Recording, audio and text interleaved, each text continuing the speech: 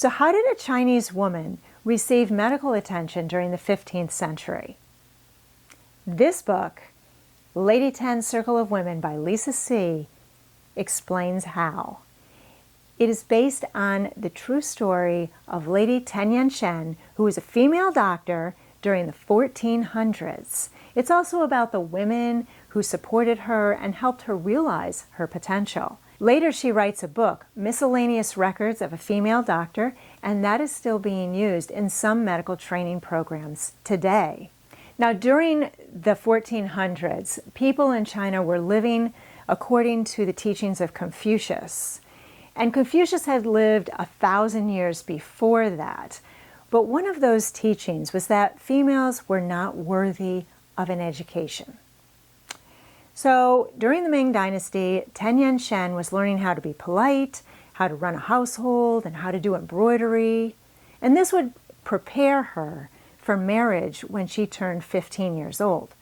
Fortunately, her mother was teaching her how to read and write.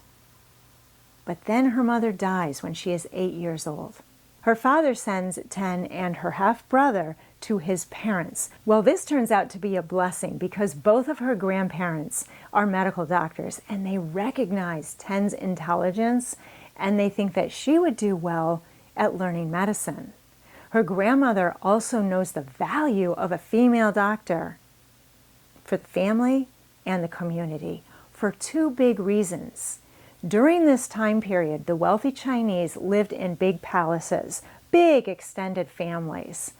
Each individual family may have one wife, or they may have 5 wives or more, concubines, servants, and children. So there were a lot of people, 60, 200, living in one big compound, filled with many rooms, a number of courtyards, and it was all surrounded by walls because females were property.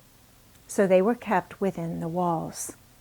The second reason is that traditional Chinese medicine is based on 4 examinations: looking, listening, touching, and asking, which could not be done by a male doctor for a female patient because the males were not allowed to see the females.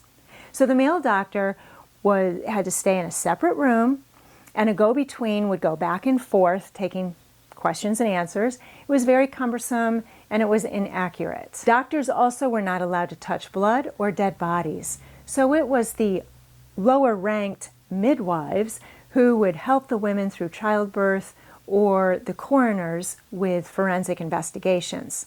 And that's good to know because there's a mystery in the story. So you can see how valuable a female doctor would be for a big palace. She would be able to communicate better with the females. She'd be able to see what was going on. It was a great asset.